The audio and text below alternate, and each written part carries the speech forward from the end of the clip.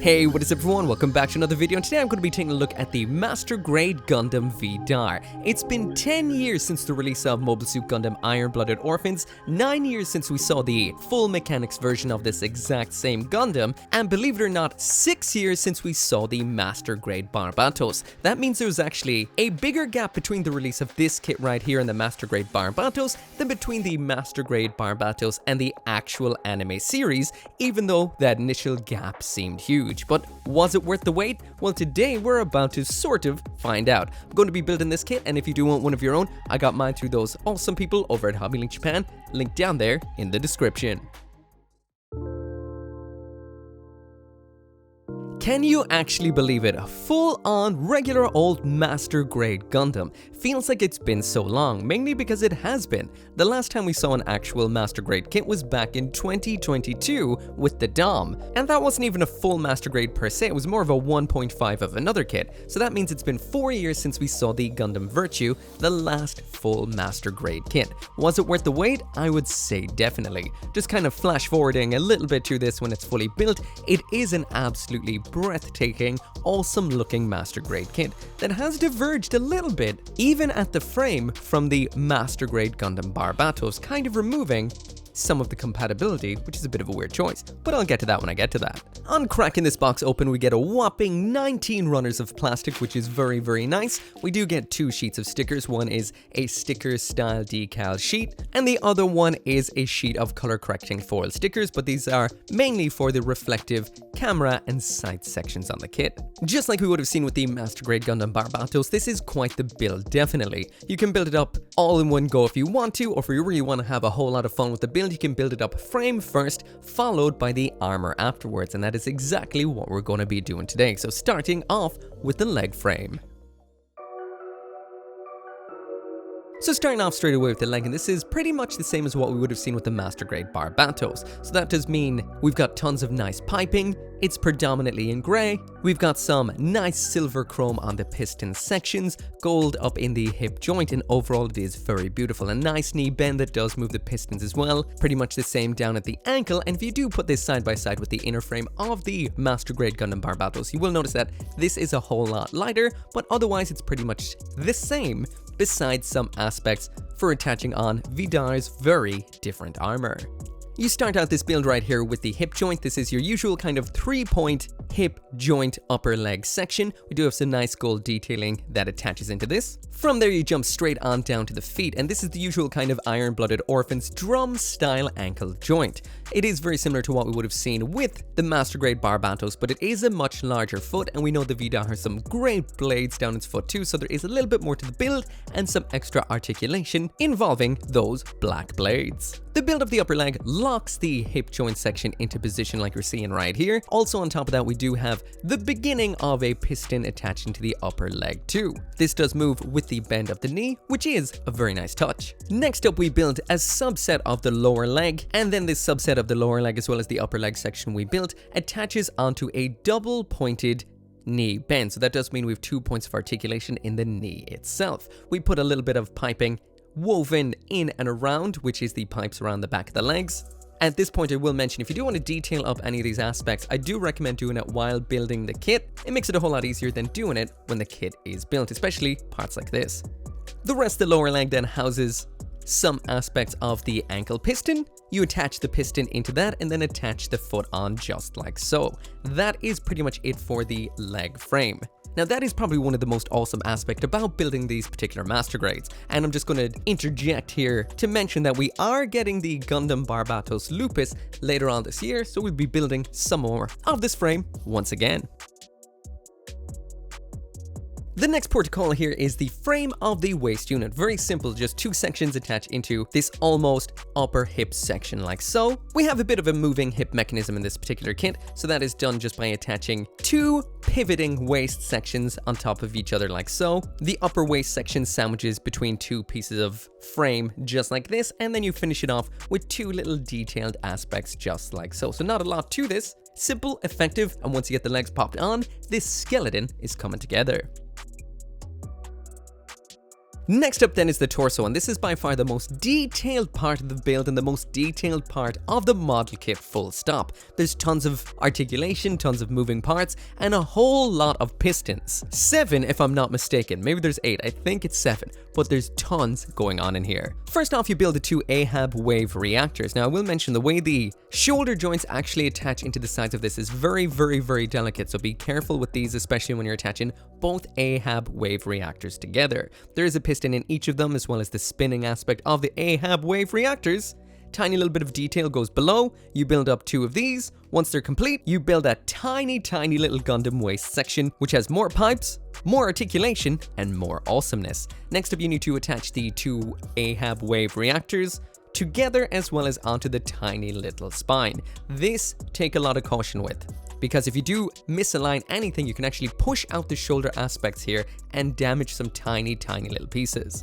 Also in there's a piston. The way the piston on the back locks into place is simple but super effective. We've got the iconic Gundam Iron Blooded Orphans waist pistons in here. You just cup in some sections from below, ball joints attach into the middle, and they lock in place with this section right here. Next up, we're moving on to probably one of the most impressive aspects of this, and that is the cockpit. We've got the upper section, moving cockpit hatch. At this point, you do have a choice between which cockpit seat you want. That is the one with the Mecha Undead Ein off or Mecha Undead Ein on. I went with the on. There are some stickers for using with this, but they're not that effective, and I do recommend painting this small little detail in metallic red instead. This whole upper section then attaches in from the top, and next up you need to build the second most intricate aspect of this, which is also a little on the delicate side. That is the shoulder joints. There are 2 pistons per side, a whole lot of articulation, and the way it builds up is incredibly, incredibly impressive. However, I will mention at this point,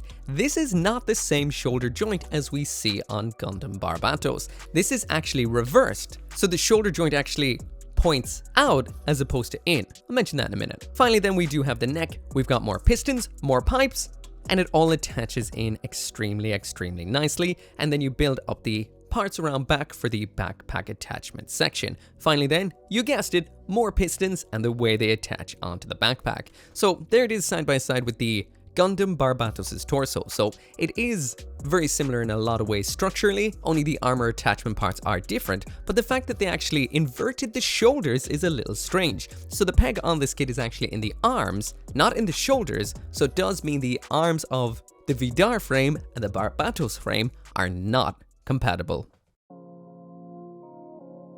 Next up, when it comes to the arm units, these are both similar in design concept and overall look to what we would have seen down at the legs. They're almost biomechanical. We've got pipes, we've got that nice piston that moves with the arm bend, and we've got fantastic articulation at the multi-jointed wrists. Again, these build up with a 3-point joint up in the shoulders, 2 pieces attached together to form the foundation of the shoulder armors. The elbow here also has a 2-point bend like we would have seen down at the knee, also encompassing a nice piston inside of it. We attach some pipes into the lower arm, and that then attaches into the lower section of the double jointed elbow, just like so. Next up, you attach the piston into the back of the arm like so. It locks into position. Attach the upper shoulder section into the arm, locking in position with a bit of extra frame parts. And finally then, down at the hand, we've got the double jointed wrist, which is almost treble jointed once attached into the hand. And when it comes to the hand design in these kits, it's the typical newer Master Grade hand. That is a moving thumb and pre-posed swappable fingers. For this part, I went with the widespread. Again, once finished, it's almost skeletal, almost biomechanical, looks fantastic, and when put side by side with what we would have seen with the Master Grade Barbatos, once again it is almost identical besides being lighter in color. The biggest departure from what we saw with that kit, once again, is the fact that they've inverted the pegs on the shoulder and the torso. So this time around we have a big old hole socket in the shoulder instead of a peg. Strange choice, definitely. Last up when it comes to the build of the frame then is the head. This is simple. We've got some fully clear eyes in pink. They attach in just like so. We've got a neck joint that attaches in. You pop on the other side of the head, followed by the front mask section. So on this kit, we do have fully color separated, almost light piping eyes, which is an extremely nice touch. And on popping that head onto it, the inner frame and the Gundam frame is complete. It really is always so nice to see the Gundam frame in full Master Grade glory. Now of course it would be nice to actually detail this up a little bit. I always recommend getting a little bit of gold or something copper-like onto the kind of other sides of the pistons. They look great in chromed out, chrominess on the inny-outy bit, but as for the actual cylinder around the outside, they always look good with a little bit of paint too. Same goes with the piping and all of the various detail around on it. But even still, just fresh out of box, it does look incredible. This is always the best way to build one of these Iron Blooded Orphans kits. You can follow the instructions and build the frame, then the armor onto each individual part before popping it together, but you miss out on this cool intermediate phase where you get to see the full Vidar frame in all of its glory. Again, it has kind of departed somewhat from what we would have seen with the Master Grade Barbatos by actually switching the joints and the shoulders. That really does make me wonder, when we do finally see the Barbatos Lupus, will it have the classic Barbatos shoulders, or will we be seeing these ones right here? Either way, looks fantastic, and now it's time to get that armor on. So when it comes to these Iron Blooded Orphans Master Grades, the two-phase build is just so satisfying. When you actually get the leg from looking like this to looking like this, it changes so much, but it also breaks up the build so nicely. Overall, when the leg is armored up, it does look great. It doesn't actually affect the bend of the knee much at all, and the way it is designed to kind of overlap that big old vernier is just so nicely pulled off. Anyway, as for armoring this up, we've got two armor plates for the upper leg in that dark, almost black with a little blue bit of detail around front. Around the back, we've got this very nice touch of this moving little section attached to a bit of rear armor. It goes in sideways, you twist it into position, pull it up and it locks into position. Then you pop on a bit of armor just like this. Next up, we've got the first of the two verniers. This has an outer and inner section, outer in dark, inner in red. It pops onto a little bit and then it clicks on in to the back of the leg like so. The armor here continues on in multiple layers. We've got some calf armor in a nice gray that will come through to the surface of the armor that goes over it. We've got some shin armor pops on like this. A second vernier builds up the exact same way as we saw around backs for the front. And then this attaches into the side calf armors like so, and we do get the gray coming through from the surface like mentioned. Same thing kind of happens here. We've got a black section for on the knee, a blue section for over it, and again detail from below. Down at the leg, we've got some heel armor, some side sections on the side of the foot, a bit of blue pops onto the front of the foot, and that gets sandwiched by these two sections like so. There isn't really a lot to the actual armoring up, and like I mentioned, the 2-point build really breaks it up nicely. You've got almost a finished model already, and now you're just adding that extra touch to the surface, and it makes such a huge, massive, beautiful difference.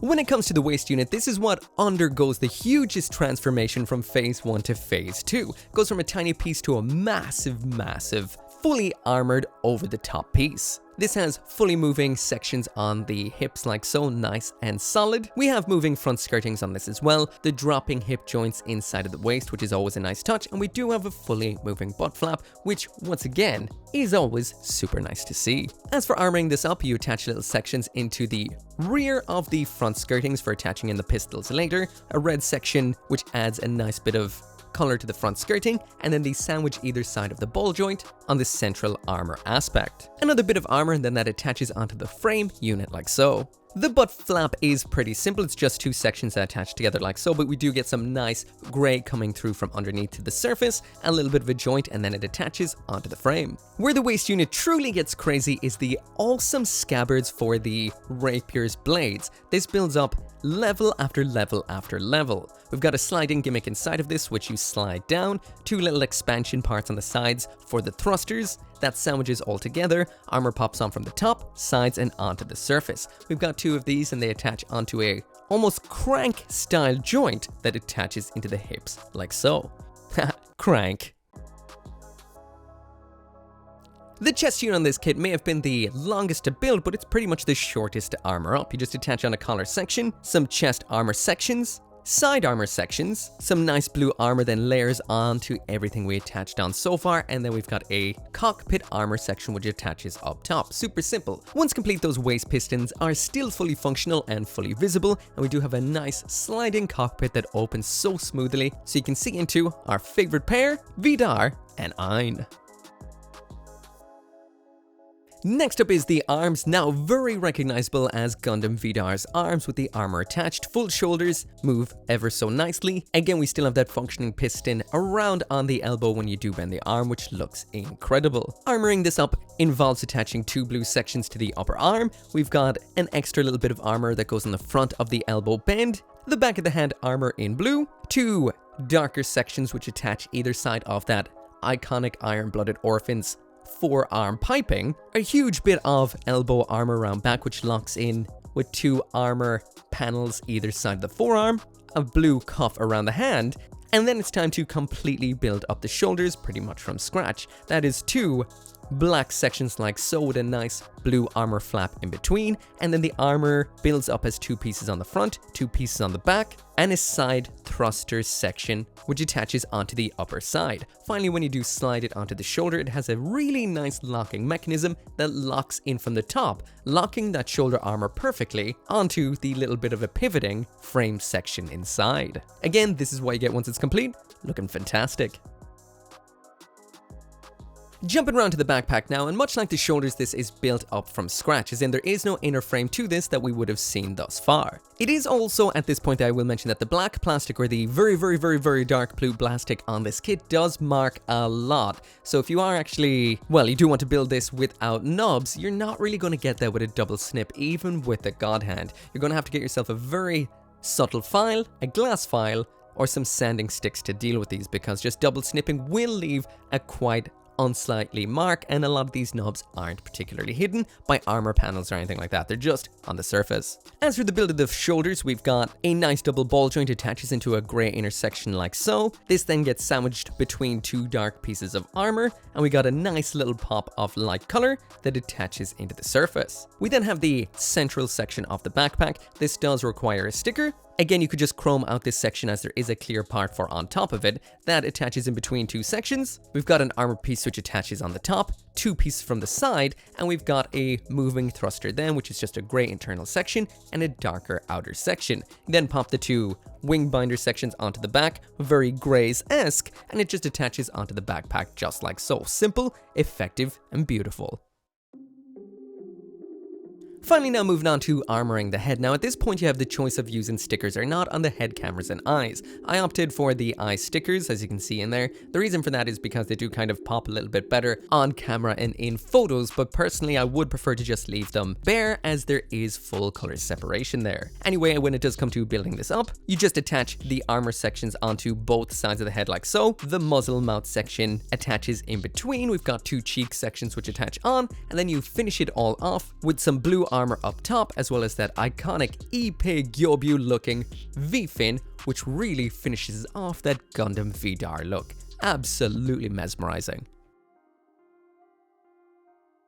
So when it does come to the finished kind of put together of this kit, it all feels really good. It does have that kind of signature Master Grade Iron Blooded Orphans bounce. If you know what I mean, it means if you actually shake the Gundam Barbatos, it tends to wiggle a lot. Not out of position, it just bounces quite a bit because of the overall design. Everything is fit together so far, nothing really feels loose again so far, and it does look absolutely incredible. Before we actually take a full look at the finished kit itself, there are some nice accessories here to build, so let's get them built. The first of the accessories is the rifle, and this is the one with the most parts. It builds up as 3 sections for the main aspect. It's the 2 outer sections and an internal piece. We've got a sticker for the inside of the sight, not actually on the sight. This is for reflecting light back through the actual pink clear part. You pop the pink clear part into the sight, 2 little sections in here that attach together, and this is the removable magazine which pops on in like so, and that is the complete rifle. The burst saber in here is very simple. It's just a handle and the guard section like so, and then you've got multiple blades to cut it out, but you just pop the one in like this here. Simple. Finally then you do have the handguns, again kind of simple but a little bit more detailed than we've ever seen with a Vidar before. It's 2 parts slapped together, and we do have a slide section up top which pops on and does slide open and closed just like so.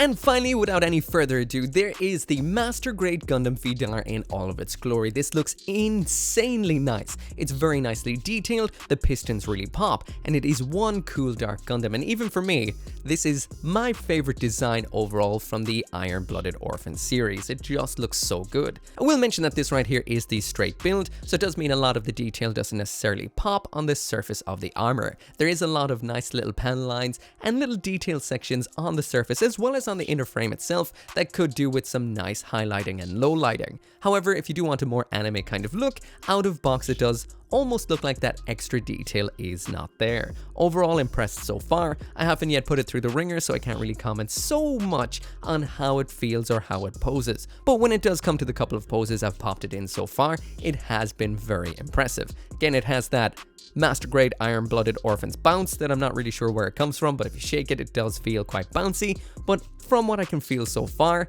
it's not gonna lose a pose. I've had the verniers pop off the back of the legs a couple of times. I'll have to take a closer look at those to make sure they're connected properly, but overall looks good, feels good, and it is so nice just to have a Master Grade to build again, especially one that does build up in two phases like this. It's one of the funnest builds I've built in quite some time. Anyway, I got mine through those awesome people over at Hobbylink Japan, so there is a link down there in the description. If any questions that you would like answered in the review, drop them down there in the comments and I can see to if I can get to them or not in the review. And as always, thank you so much for watching. Make sure to come back for more Gundam videos, and I'll see you next time. As always, I cannot finish this video right here without thanking every single one of you guys for watching, and special thanks to those who support me on both the channel memberships as well as on Patreon, including Simon, Scotty Thomas, Abraxas, Orgy59061, Joe, Vanfon, and Caleb Engelhardt.